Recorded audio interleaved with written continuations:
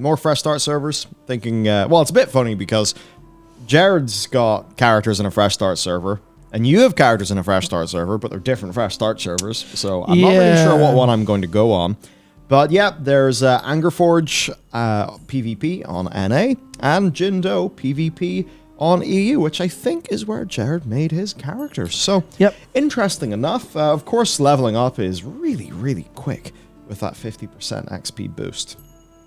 And yeah, basically they've had this thing, right, where there's so many people wanting to play Wrath Classic, but their servers have a way higher capacity than they had in the past, right? So I guess they're now in this kind of like interesting position where they want to make as few servers as they can get away with. Because if they overshoot in terms of servers, then once the initial rush of people goes away, then you more likely have dead servers. And when you have servers starting to die, that's what accelerates the process that leads to the formation of mega servers where everyone just transfers off servers onto another one. So there you go. We'll have to see how the server situation shakes out. Yeah. Hopefully with them being proactive with, I mean, you know, the pretty damn big move that they made, you know, locking inbound character transfers, offering free outbound character transfers, locking the realms and stuff like that, that they will be able to sort of deal with this, mega server problem. Because the game's definitely better when people are just nicely spread amongst all the servers instead of being hyper concentrated. Yeah, this is the thing. I can't remember who I was talking to this week. I think it was someone on Discord. But the thing I was saying is like this is like a fundamental problem that you will always have with the server setup, because you're arguing, or like the problem is the peak, right? The problem is the peak of servers versus the actual, the concurrency of players after a while. And it's the problem every game faces, where you just have you have so many more players playing at once than will ever happen again at like launch. Yeah. And that's something it's going to happen. There's nothing you can do about that. You will just have 10x the players. So you need to have a capacity. Apologies. You need to have a capacity for 10x the players that you actually expect to have all the time. But when you group those up into servers, then it means, well, you're going to have servers that are full, and then there'll be a 10% capacity.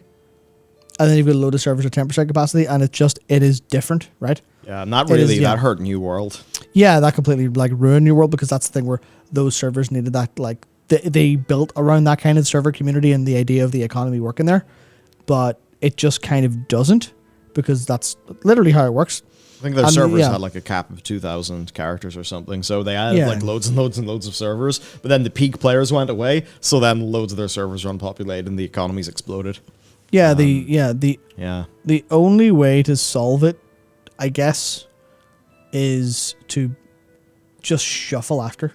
Yeah. And that's really awkward, and that is like the free transfer thing where they should like merge, but then people don't want their server identity destroyed by like being merged and stuff like that. And it's that really awful situation of you kind of have to just you have to be the actual developer's hand moving things around, because you can offer free transfers, but then people don't take them or don't want to take them, and it's just this really, really awful problem that is like really difficult to solve theoretically. The only reason that some games have that, like, I don't even know if Lost Ark specifically had that problem very much, because it just kind of didn't matter with the way the gameplay and server community stuff's architected there. Whereas the likes of New World and World of Warcraft, especially in Classic, that was substantially more of a community driven thing. More you needed players there, especially when you've got a smaller player base, like spread out wider. And you kind of have that problem of just like, you can't solve this unless you make one tremendous, gigantic mega server and then layer the shit out of it, because then you can tweak all of those values kind of secretly or behind the scenes. And that's kind of the thing where they would almost need to do, right? Where you could maybe, when you get, and this is the part where like the channels and stuff in a lot of Korean MMOs, where you can just swap your channel at any time and it's like manually selecting your layer. But then that'll be abused in World of Warcraft for so many reasons. And that has its own kind of problems. People trying to farm things, and then they use the add-ons that would allow them to hop between shards and just like kill the same thing over and over again. Yeah, and that's the thing where like that becomes such a problem on the how the game is actually implemented level, that you would need to massively change how your world instance is built in order to offer that solution in a way that actually works for people. Yeah. And you wouldn't want to do that as like in classic because you want it to feel the same way, but it's not the same game in terms of how many people are wanting to play it and the pattern of users and stuff. So this is really just a severely awkward situation where the only thing you could maybe do is, and this removes choice from players, but you log into a server and the server has massive amounts of like capacity. I know they said stuff about like how technically that's not super possible in the way they're architected at the minute, but you would have, you know, all the players on maybe 10 servers, but then you would have a hidden tag on your character or on your account that subdivides you. So basically a server is actually like 10 servers subdivided, and then they can change your tag to what server you get jumped in on, and they could do that as a group, and then it wouldn't be visible to players, but you'd still feel it, and that's a problem. You don't want the developer needs to meddle, but the developer shouldn't meddle, and that's a problem they're kind of fundamentally with. Or like, Jesus Christ, how do you? Yeah. Yeah. Well, Frankenberry. It is just layering, but I mean in a more fixed way, because layering is very, you log in, you're a different layer. I mean a way that keeps the community kind of roughly intact would be to basically, you know, you and say 10% of the people on the server are on, you know, say Grobulus Alpha. You never see the Alpha, but you're in Grobulus Alpha. And then, you know, another 10% are on Grobulus Beta. Then server populations drop. All the people on Beta get moved to Grobulus Alpha. But they never see that happening. They just feel it because it's like, oh, this is populated enough now. But then that's has its own challenges. Yeah, like Guild Wars 2. Like, that was the game that really did, like, the, you know, mega server and shard thing. And it's kind of interesting to me because, like, you think about cool things you could do in the world of Warcraft, right? Yeah. Like making super dynamic, almost Guild Wars 2-like zones. Then you just think, like, yeah, but people will just hop across to a shard that has the thing that they want currently active on it, right? Yeah. And the thing is, that is technically something that people can do in Guild Wars 2. Right? It's straight up something people can do in that game. And it doesn't really seem to have been a problem for that game. So maybe it wouldn't be that much of a problem. I'm not really sure, to be honest, but yeah, it is weird because, like, you know, you think about the idea, let's just say you have some sort of dynamic zone where you've got, like, rare mob NPCs that use Island Expedition AI. And, you know, imagine basically a zone is essentially a MOBA with, you know, all the different creeps fighting and the players are, you know, jumping into the battle in different stages. You know, you push the enemy back, push them forward, right? Have some, like, dynamic experience. And it's like, that would be really cool. But then you just sort of think, okay, well, if my side's losing, I'll hop onto another shard where I'm winning. So I don't know. Maybe you would need some sort of cooldown time in that. Like, you could only... Yeah. But then that could get in the way of social interaction. So, yeah, basically, with sharding, it's a real problem. Because ultimately, I think the dream that everyone has is that it's New World and it works. Right? Where every server, like a server, is a server. It's that version of the world. You and everyone else, you're on that server. Everything matters. That's the downsides of that are hard to do. Yeah, it's like kind of... around. They have very bright people and excellent engineers thinking about the problem, going, how do we solve this? And they haven't come up with a decent solution yet. Which, you know, you could talk about like game design and story and stuff, and there's a lot of subjectivity in that, in terms of like the creativity and like what your kind of targets are there. But when it comes to like engineering problem solving, that's a little bit more objective. Obviously, there's solutions with different pros and cons, and you could have subjectivity between which pro versus which con, which is like weighted heavier. But for engineering problems, like this is an engineer problem, which means that there is a theoretical solution probably somewhere, but they haven't found it yet. Which goes to show how hard it is. Honestly, it's kind of crazy. That's such a complex thing, but you only ever feel it quite so much in World of Warcraft, because I think that's another part, right? Where all of that sharding stuff not being a problem in other games that technically have it, or not really mattering so much. Because obviously, you know, there was, I can't remember who it was, but someone pointed out, Vildas pointed out FF14 Huntrins called in other servers. You can world travel, data center travel. You can just go do it somewhere else. And that's a thing that doesn't seem too bad in how that game's designed. in World of Warcraft, people would start to would probably feel abusive, and how people would shard hop for rares. But it's like that's the thing where we already do that. Yeah, I do that. I was doing that whenever I was trying to get like when you've done all of your dailies and your weeklies, and you're like fucking 70 rep away from being the reputation that you need, or whatever it was. Like, yeah, I totally did that. I'm like, okay, cool. I'm on another shard. The rares are up. There's a raid group of 40 people, and we are just killing rares all the time. And it's that weird thing where, has that undermined the integrity of my server experience? Yes. Yeah, it has. Definitely felt like I was doing gamey shit. But then the thing is, it's an MMO. And a part of the MMO is the collection of power. And, yeah, it's like, you made the choice to realm hop. You did, and you got the thing you wanted. That's gameplay.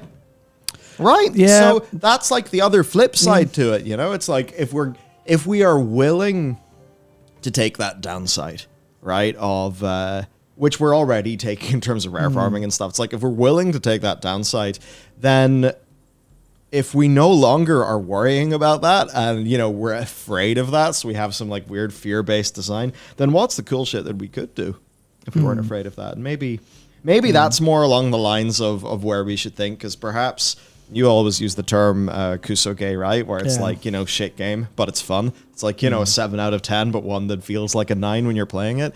I feel like that's peak MMOs. Because the way like you show an MMO to a non-MMO player who just like, plays AAAs and other games, they're like, what the fuck is this? Yeah, what is this? Your fucking actual garbage? Lame animations and your numbers in the screen and your NPCs aren't triple mega HD 8K HDR. But we're just like, yeah, I know it's a 7 out of 10, but it's my 7 out of 10 and I love it and it feels like a 9 to me. Fuck away off, non-MMO RPG playing normie. What do you mean there's subjectivity in which video games you enjoy? Oh my Jesus God. Christ, yeah. What a revelation. Someone quick, tell Metacritic. Yeah, and I guess it just makes me think like the end of Legion, where most World of Warcraft players have repetitive strain injury from the way that haste is scaled when they're wearing like I love Crusade. Yeah, they're like wearing all the shit. That's definitely Kusuke energy, right? Oh yeah, I mean corruptions are pure Kusuke energy. Pure that. Yeah. And all the arcane mages deleting bosses in Hellfire Citadel in 8 seconds. Yeah, that was full. This game is a piece of shit, but it's our piece of shit, but it's so awesome. We love it. Yeah, it's like we have found a way to bust this shit wide open, and we enjoy that part of it. And that's where I think a lot of the problem has kind of come. Where one of the things is, like, you never mentioned it, and it was Brett Moore brought up here saying never liked shard realm hopping. That always killed my immersion, and that's the thing where it is such a you're playing a game. You're not in the World of Warcraft. You're playing a game. And obviously, you're in the World of Warcraft, you're grinding up your XP bar, your reputation. There was always that, like, the abstraction of game mechanic to world existence was always broken in different parts. And it wasn't always completely clean. But that's, like, one version where you're very much playing the game as opposed to being in this world enjoying it. And obviously that happens with, like, basically every game. Because, you're like, well, you could argue that swapping your gear in God of War is immersion breaking, or like there's weird parts where that kind of is true and also isn't true. It's like the fact that you can swap gear without having to go through a changing actual gear period where your character takes the chest piece off and then has a problem putting their boot on, gets annoyed. It's like that's could be technically immersion breaking, but like I think that's the thing where that actually is. Shards kind of, I guess that's what people mean about like world identity, where it's like you're teleporting to another dimension of the video game, and that's super obvious.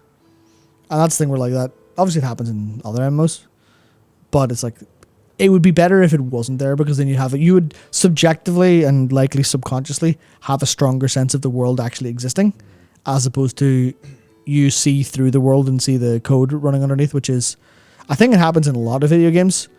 I think it's one of the things that like really hurts MMOs is the grand amount of knowledge people have with video games, and like the almost full on the Matrix, where you see you see a mob and you don't see, oh, that's a kobold terrorizing the forest of Elwyn. You see it and you go, that's a rare, and then the translation in your brain is, oh, that's 10-15% of my level in XP. Fantastic. And then you go even further and go, oh, that's going to save me a couple minutes from doing quests. And that's like the abstraction that kind of, there's a fight between enjoying that side of it and trying to also stay like fully immersed. And it's a problem of knowledge because, you know, if it's your third day in World of Warcraft and you run into that rare, you don't understand what a rare is. All you know is number big, me die. Yeah. Then it feels really good. Right? So it's challenging. I suppose I always think like, fuck, what's it like? And again, this is not throwing shade at Wowhead or anything. Like if it wasn't Wowhead, it would be another community resource. It's just because it's a large community and, you know, a lot of people do like to, you know, do things right.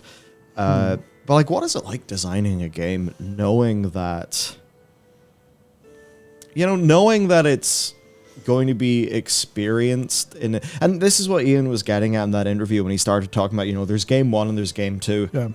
We're trying to make game 1 where the idea that you can power infusion your friend is a cool bit of gameplay, whereas a lot of people then who are playing, you know, game 2 are just like, but that means parsing that I can't get a good parse unless a priest PIs me. Ian, you've ruined Warcraft logs. Yes, my number will never be orange, and that makes me not want to play this game anymore. Yeah, they're like, well, that's really, a different game. They're not making that one. Yeah, that's fuck. I entirely agree with Ian in that one. Yeah. At least from my perspective as a player, I like PI because I give it as the user of PI. Even before getting the legendary, that also gives it to me, which I mean is nice. But it's nice. It's like, oh, I chose the correct person to PI, and now their number's very big, and the bosses died quicker. Happy. Yeah. But then, you know, I suppose it's like, yeah, or the other two people in that party just being like, that fucking priest didn't PI me. I've been betrayed. I don't know. Yeah. But yeah, I don't know. It just must be weird for the developers, just knowing that everything will be solved. Everything will be in handy notes. Everything will be turned into a route. Everything will be just completely known about instantly. It will be found out on PTR. People will log in knowing all of the patch on day one. They will know exactly what to do, when they need to do it, when it happens. They will already have groups formed to optimally farm rares, and it's just weird because it's like, right, in that case, do you maybe need to design a game for people who are going to play like that in a way where the experience of, I guess, you know, it's like designing hunts, knowing that people do hunt trains, to use like an FF example. But then it's like, okay, well, if you do it like that, then what about the people who don't have all the Giga knowledge? And I guess that's like that must be the core thing. That's it. Sell my PI for gold. Yeah. No, that's brilliant. I mean, people would do that because gold's available as a thing you're allowed to trade in game. You wouldn't be allowed to PI someone for money, but you could do it for gold. You know, Guild of Priests. Yeah. Guild fucking priest cabal. That's it. Okay. All of the priests, we need to get together. We need to form, start like a trade embargo, and then we need to come up with like terms. Yeah. In order to like give out PIs again. Yeah. Well, this is the thing. You've basically encountered what is fundamentally like the history of MMOs and their problems, right? Where that's what kind of happens with big games. And it happens in like everything. It happens in almost every form of media and every kind of just basically everything that exists as a product, right? You have people who are the most dedicated, and they're the ones who are the loudest. Sometimes they're a vocal minority, sometimes they're actually a majority. It's kind of hard to tell. But they're the ones that are the most vocal and the ones the most dedicated.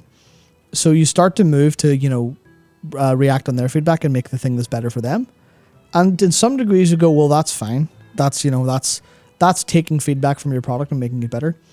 But when that comes at the cost of how other people play the game, then you have the problem of, World of Warcraft turned into a lobby game for M+ runners and Mythic Raiders.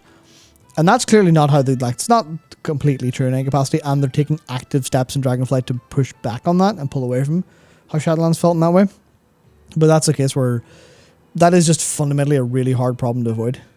And you need to fully draw your line in the sand and deal with the fact that there's going to be quite an amount of your public opinion of the game is going to be that's bullshit. And that's where, like, FF can kind of be a little bit weird that way, because, like, there's ways to read Yoshi P's updates that explain, like, problems and how they address them. And there's some of them come across as him going, this is the line in the sand, this is what we feel. You know, not literally saying shut the fuck up, but, you know, feeling it. But, like, no, we think about this differently to a subset of players. So they're like, okay, well, we know this isn't for us, but it's fine anyway. And then there's other times where it feels a little bit like pontificating. It feels a little bit like, what's the term? Appeasement. It feels a little bit like appeasement in a sense, where there's a little bit of the recent post about P8S and the HP imbalance kind of felt a little bit that way. But it was also like, there was also like a hard line where it's like, well, I just update all the job balances now, and they're like, that's not how it works.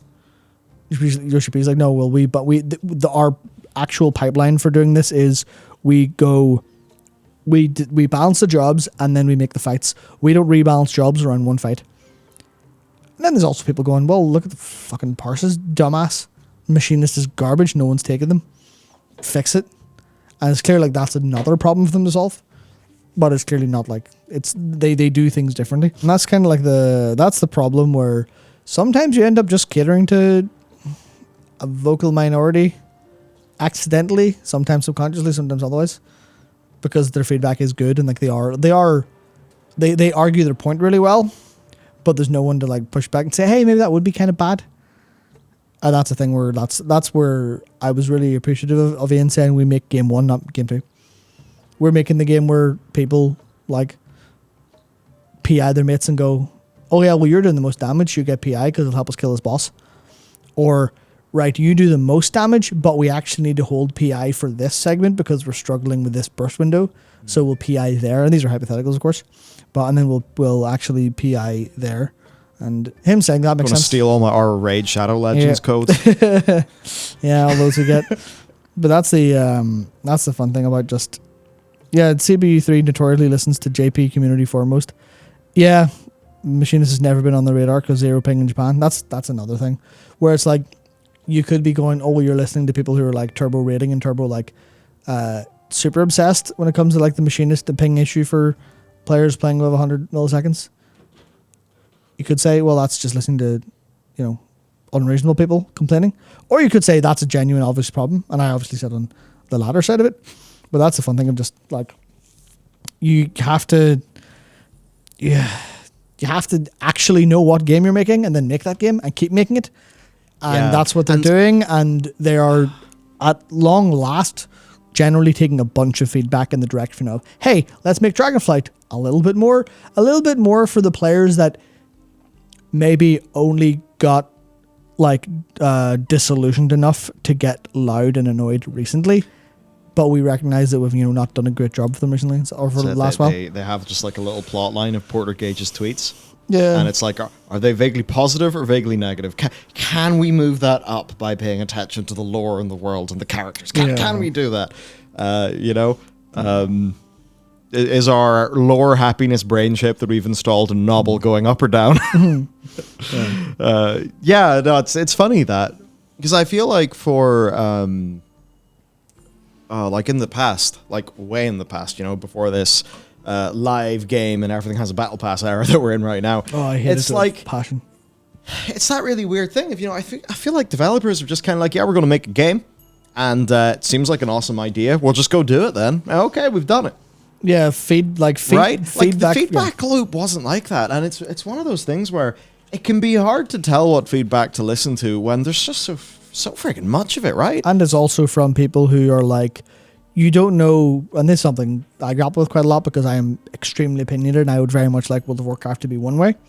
And a lot of how I communicate that is very much, oh no, well, I think this would be best. And occasionally I go, no, this would be best.